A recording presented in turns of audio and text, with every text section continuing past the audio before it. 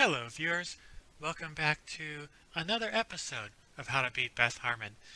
So, if you've been following our series, I beat the first 6 Beth Harmon bots on chess.com. The 7th one, though, and the last one, played a pretty good game and held me to a draw. Let's try again and see if I can prevail this time. So, the ratings here are pretty exaggerated. Pretty sure she's not actually 2,700. So, let's get started. So as usual, bring pieces out, control the center. That's what we do in the opening. Um, this is not the most popular move, though it is known. More commonly, what plays knight f3 instead, preparing to play d4 and grab the center that way. She says her knowledge of the Sicilian is world class. How about yours? Mine is definitely not world class. Let's go here. This is well known. Okay, so normally I said white plays knight f3 on the previous move, but maybe she'll play d4 next move and transpose back into some more familiar territory. I think I'm supposed to play knight c6 here if memory serves. No, I think I'm supposed to play a6. So I know I did not bring a piece out or control the center. The idea, though, is that if you play Sicilian a lot and get a lot of experience in it, you'll find that black plays a7, a6 quite frequently. So if you do it early, then you maintain some flexibility. So I'm not committing my d-pawn yet, for example, because I keep my d-pawn back at home, I can still play a bishop out at some point. So I'm keep my options open if I want to play my bishop out later or play the d-pawn up. So d4, this is getting back into some more well-known stuff. She says all theory, and she's right. This is all pretty well studied.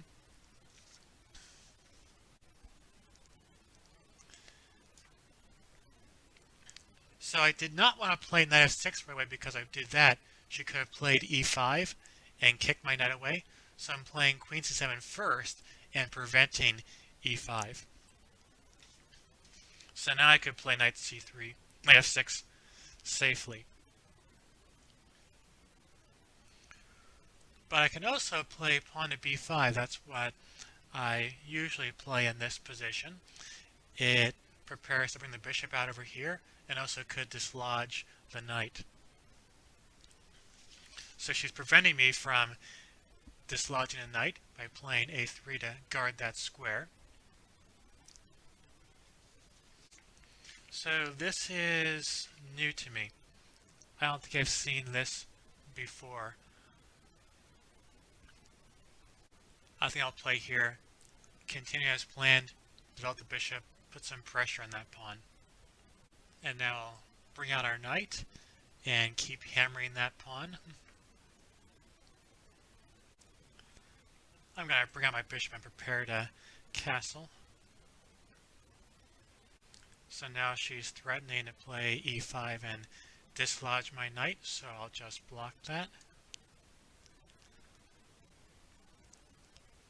And now she's going all out to attack me.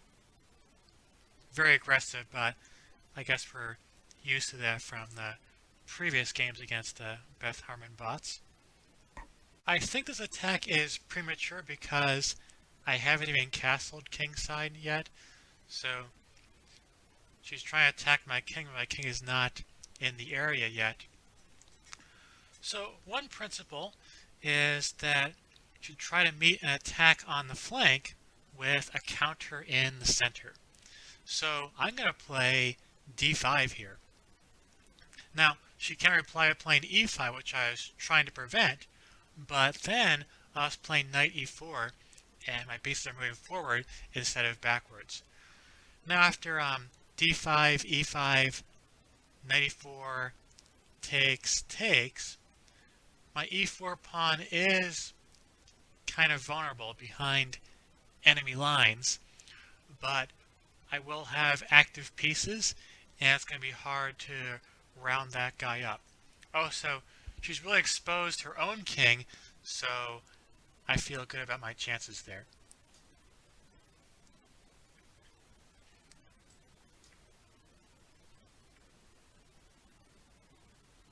Okay, that's a surprise. I thought she was going to play knight takes e4. I don't really like pawn takes, then knight takes because that knight, while it is on the rim, is guarding some important squares that I like to use. I'm also not so sure I like pawn b4, then knight takes, and then maybe queen c4 is playable.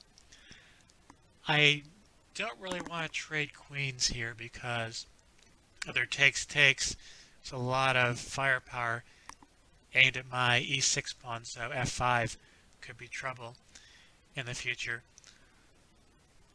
I'm going to play knight over here, pushing the queen away, and then I play b4, dislodging the knight, and then I come back to e4, and my knight's going to be unopposed.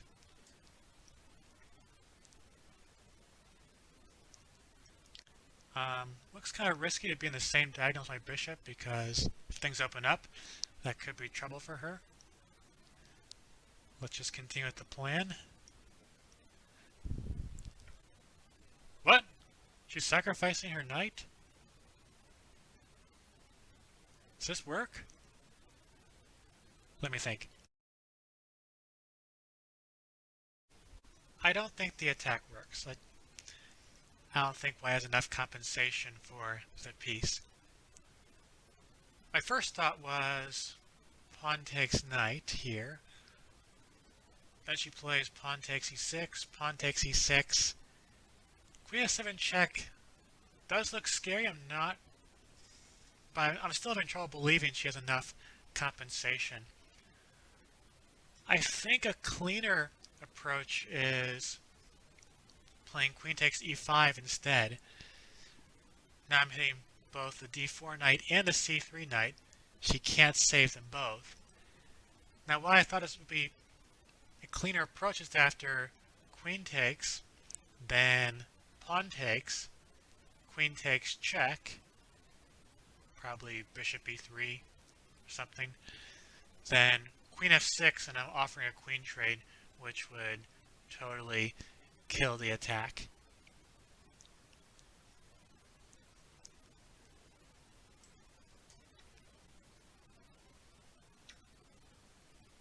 Alright, everything going as planned.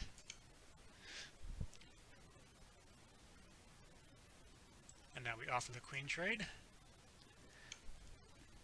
So let's go here.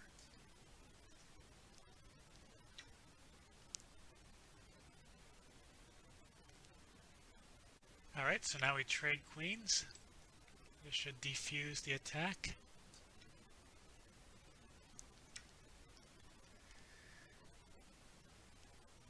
I'm just going to chop off that knight, then I'll play rook a7, knight d7. I should be pretty safe.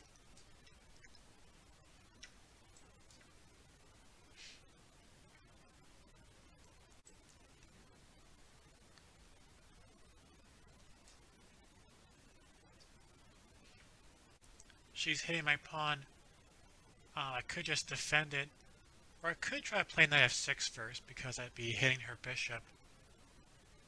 Oh wait, knight f6. Let's say she ignores it and plays rook takes, knight takes, and then rook check. That's actually pretty bad news because king takes, then she zaps my rook. Okay, just keep it simple. Defend the pawn. Maybe her compensation is more dangerous than I thought. So she's threatening, among other things, bishop takes, king takes, and then rook takes, and that's going to be nasty. So I could play knight f6, then rook takes maybe? And I can't play king takes because then bishop takes check, hits my rook, so that's ruled out. So knight f6, rook takes, rook takes, um, rook takes, pawn takes, and then bishop takes. She has 2 bishops for 2 rooks, and 2 rooks are definitely worth more, but one of those rooks will be fine because that rook over there is pinned, and the other rook is pretty lifeless. I don't think I like that. So I can't untangle with knight f6. Maybe knight b6? Because then if she tries rook takes, bishop takes, then I have knight takes bishop, and I'm okay. So she can move the bishop back, and then I'm still alive.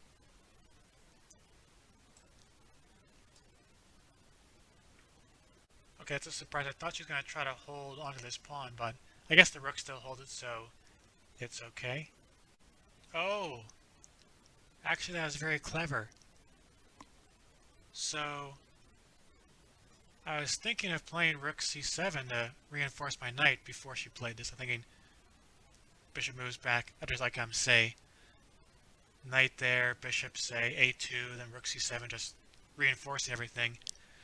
But when she plays there, I try rook c7. Then she hits me with rook takes bishop. And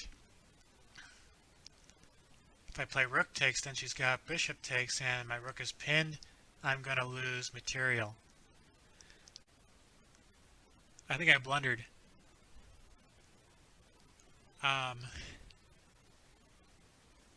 Let's see, can I cut my losses with knight c8? So then rook takes, knight takes, bishop takes. Still bad, but not quite as bad.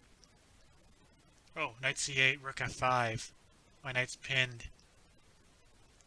I don't think I live. Or wait, knight c8, rook f5, rook c7.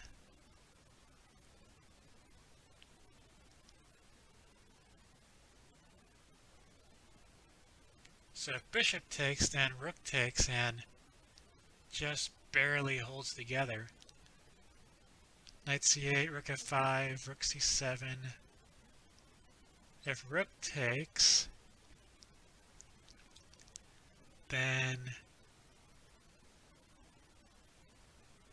bishop takes, forced.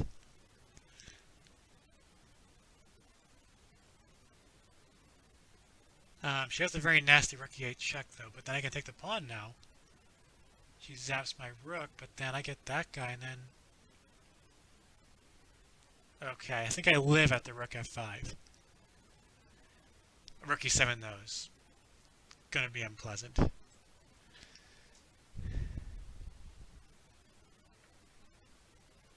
What? I thought we just established that I survived this.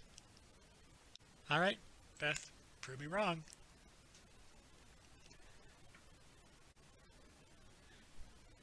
Okay, now my knight's not going to fall, so we avoided immediate catastrophe. I want to relocate my knight to d6 because that would do a lot of stuff. Hit the rook, hit the bishop, and also hit that pawn. It also guards the e8 square, so my bishop could conceivably move in the future.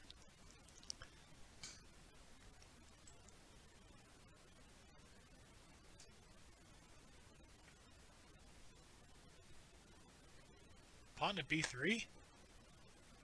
What does that do? I think I'm going to use my b7 knight because this guy in c8 is holding down some important squares.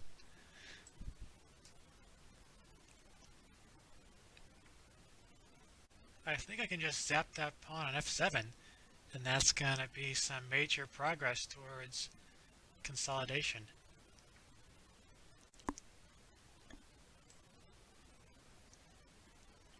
So now I just block it. And she's threatening rook e8 checkmate, so we gotta do something about that. I think I have to bring my bishop back. If I were to play rook e7, that would just force her to do what she was going to do anyways, which is rook f1. And then she's got this big threat of bishop c4, picking off my knight over there. If I play knight e7, then rook f1, same idea. And then maybe knight g6, bishop c4. The knight's about to fall, so I gotta block the f file at all costs. Knight f4, takes. She has a bishop and a pawn for the rook, but those bishops are very powerful. I think she's in pretty good shape there. So if I go back with the bishop, it repeats the position, but it clears a d6 over for my knight, so I can cover my knight over there.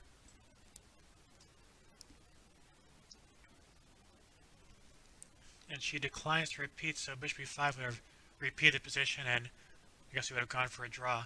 But she wants to play on. She plays g5. So obviously I can't take it because rook e8 would be checkmate. But can I just play knight d6 here?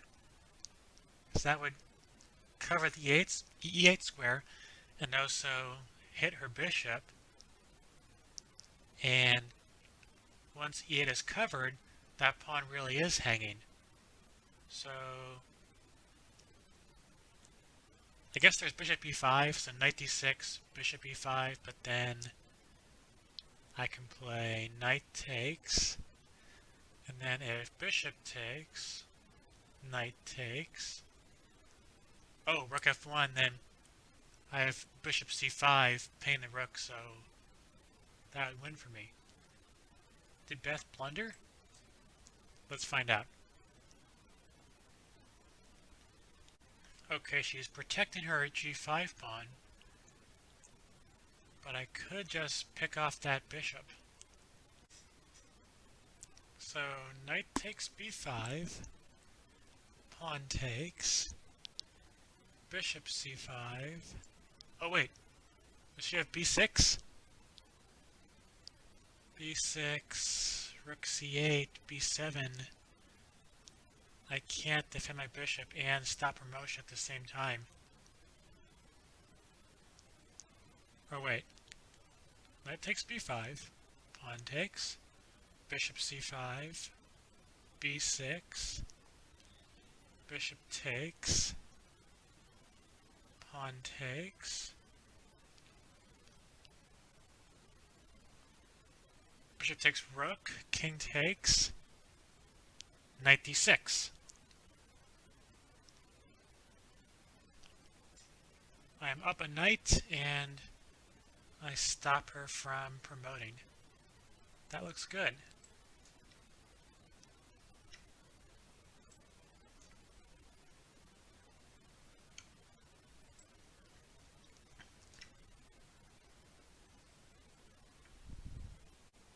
Oh wait, so rook d5, b7, rook b5, and now there is rook e2, threatening rook e8 mate. Gotta play knight d6.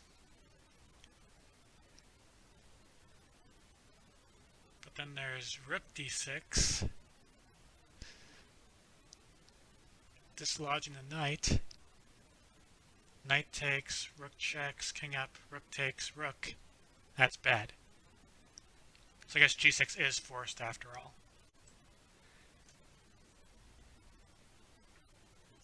What? That doesn't do anything. I thought rook f1, rook f5, take. She gets a pawn, she's hunting out my a5 pawn. She can keep fighting. But that just looks bad. Alright, Beth, prove me wrong. hitting my knight. I'll defend it.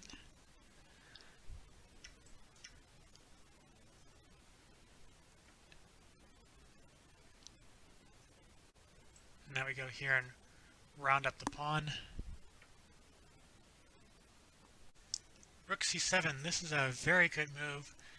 I can't ever move my rook away from b8, like say rook e8, because then she plays rook c8 and makes a queen. I also can't play king f8 because rook c8 check and she'll make a queen. I think king g6 is forced.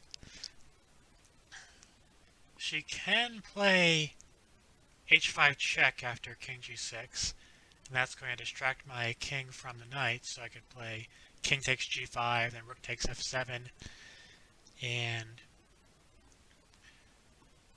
instead of trying to take right away on h5, I could try to play h6, and then take there, and maybe it's...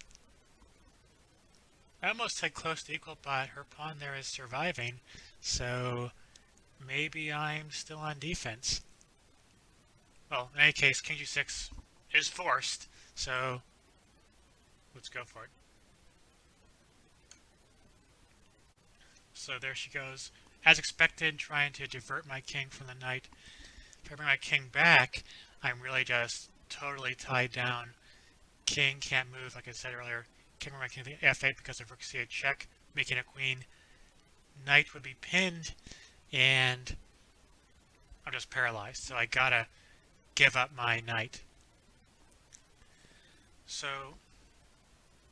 do I want to take on g5 or take on h5? Well, to take on g5, I at least have the option of playing rook takes f7 and h6, hoping to pick up that guy for free, so let's give it a shot.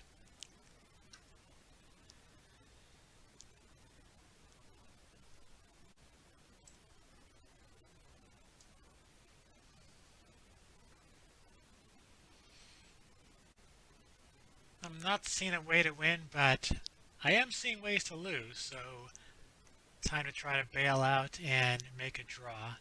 King takes, rook takes, king back, and then try to bring the king over to round up that pawn.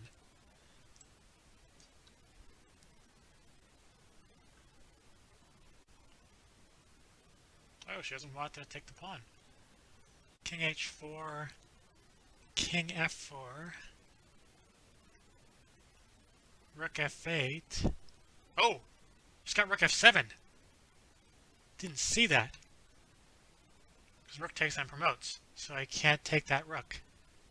King h4, king f4, rook f8, rook f7. I guess we gotta go back to b8. Then just take the pawn.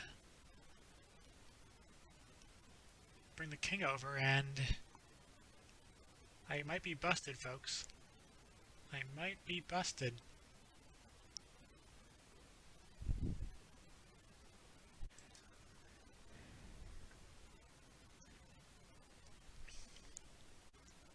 Alright, let's try this.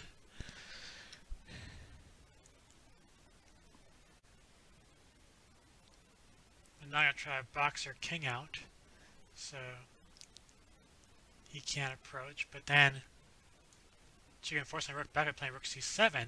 So rook e8, rook c7, threatening rook c8, so I gotta play rook b8. But that'll allow my king to escape, so maybe I still have a little bit of life.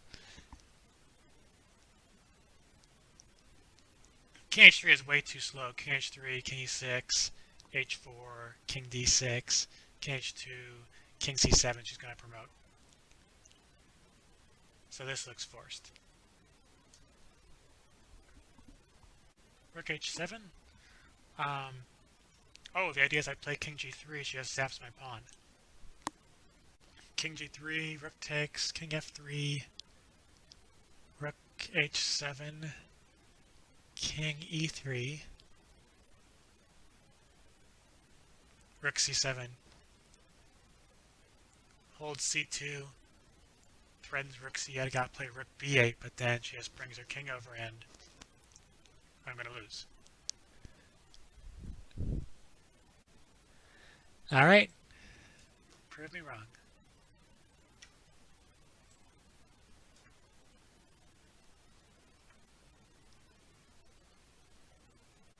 Oh, if I play k3, rook e7 check. Rook takes promotes. Loses instantly. So let's go here first.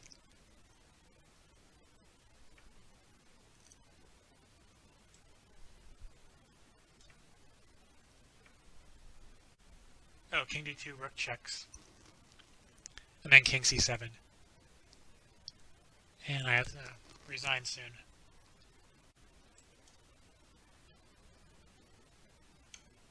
Yep.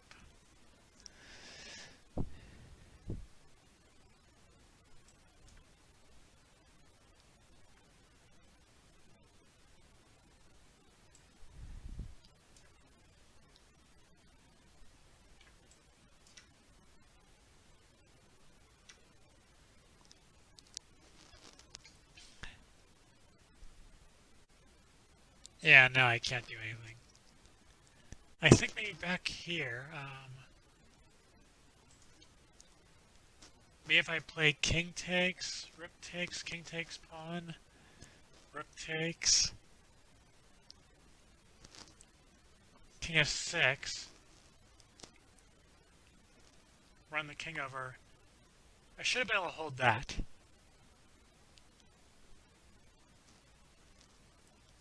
Yeah. So this whole fancy h6 idea and takes h6 was just wrong.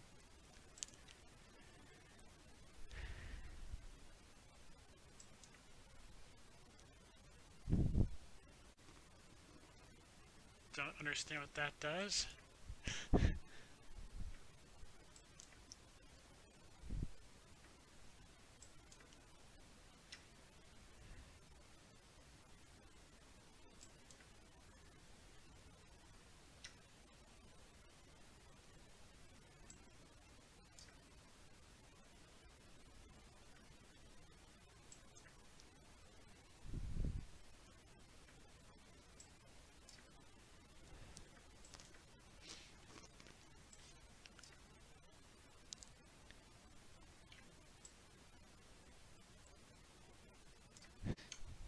Yeah, now it's over.